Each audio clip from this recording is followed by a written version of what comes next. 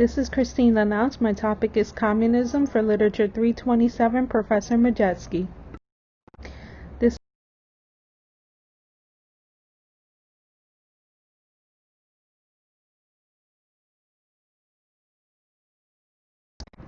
What is communism? Communism is a political ideology and type of government in which the state owns the major resources in a society, including property, means of production, education, agriculture, and transportation.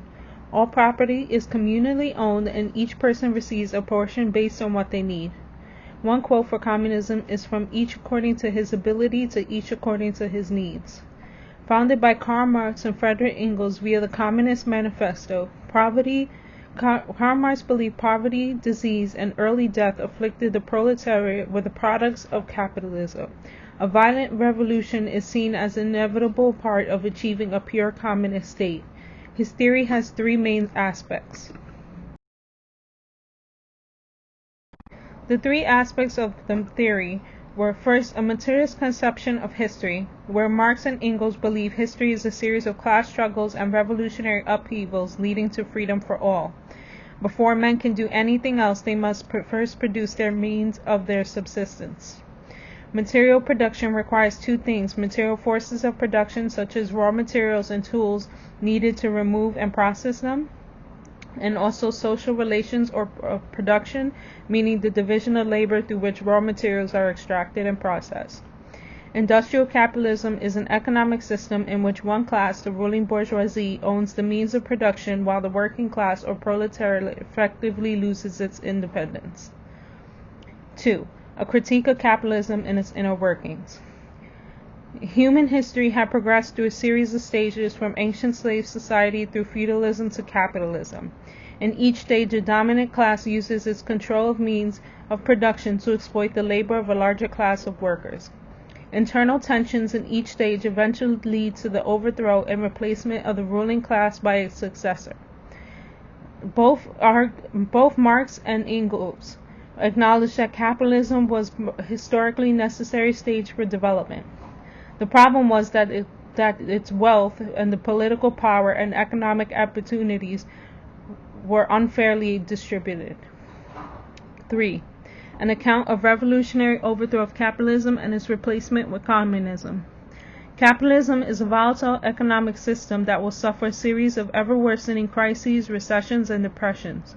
This produces greater unemployment, lower wages, and increasing misery among proletariat. Armed with revolutionary class consciousness, the proletariat will seize the major means of production along with the institutions of state power and establish revolutionary dictatorship of the proletariat. Marx did not produce detailed blueprints for the communist society. Karl Marx was the oldest surviving of 9 children. He was educated at Trier High School, which was suspected of harboring liberal teachers and pupils.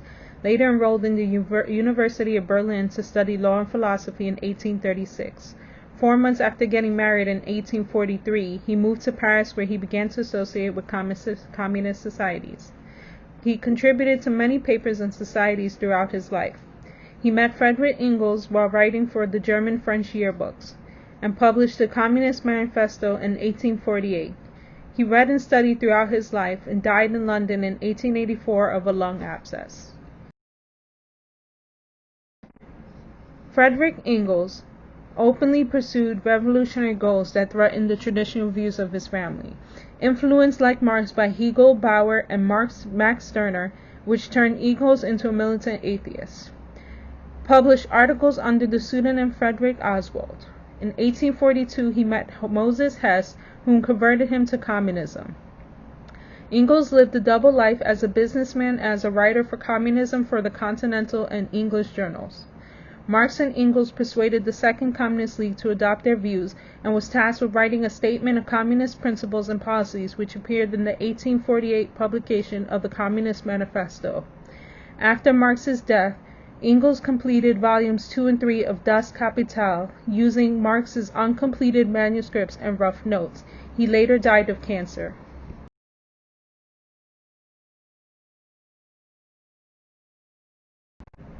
Vladimir Lenin was the first leader of the Soviet Union. At age 17, Lenin became male head of household. In 1887, enrolled in the Faculty of Law of the Imperial Kazan University, but was expelled within 3 months after being accused of participating in an illegal student assembly. He was allowed to return to Kazan, but not the university. During this period, he read revolutionary works including Marx's Das Kapital. Worked as a public defender in 1893 and associated with revolutionary Marxist circles. Was jailed for 15 months and exiled to Siberia for 3 years. At age 47, finally becomes head of the revolutionary government. From 1918 to 1920, Russia was torn by civil war. During this time, the economy collapsed, but Lenin was victorious. New economic policy was implemented to which permitted the peasant to sell his harvest on an open market. Lenin mercilessly sought the death penalty for people who resisted the Communist Party. He fell ill to paralysis due to strokes, and during this time he tried to warn against the rise of people like Stalin. He died of a stroke in 1924.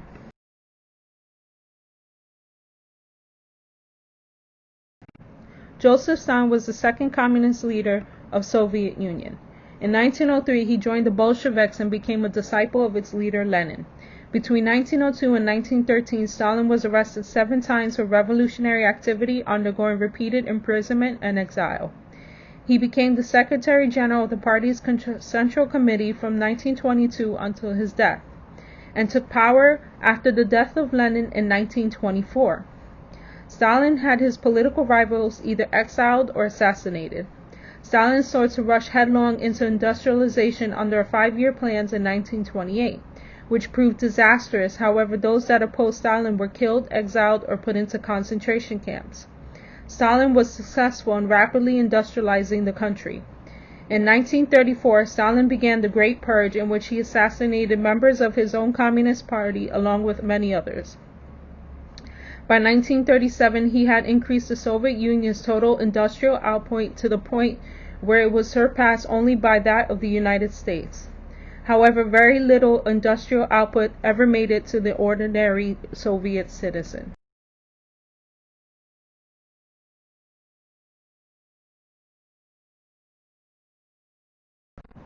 The inefficiencies of economic policies would lead to the collapse of the Soviet Union. Mao Zedong was the first communist leader of China. Although born in a peasant household, he adopted the Chinese intellectuals' traditional view of workers and peasants as ignorant and dirty. His conversion to Marxism forced him to revise his idea of the urban proletariat, but he continued to share Marx's own contempt for the backward and amorphous peasantry. In 1943, Mao becomes leader of the CCP, or the Chinese Communist Party. Mao made an agreement with Stalin in 1949 for mutual assistance, accompanied by limited economic aid. Mao created and implemented a 5-year plan just like Stalin because that was the only example available to him. He proclaimed the policy of letting 100 flowers bloom, the freedom to express many diverse ideas designed to prevent the development in China of a repressive political climate similar to Stalin rule. However, this led to Mao turning savagely against the educated elite. Mao regarded any criticism of his policies as a crime. Lack of support plus plans from the Great Leap Forward led to famine in which millions died.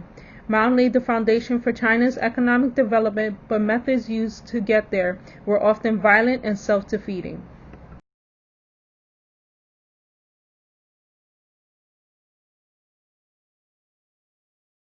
Current communist countries include Cuba, North Korea, Vietnam, Laos, and China.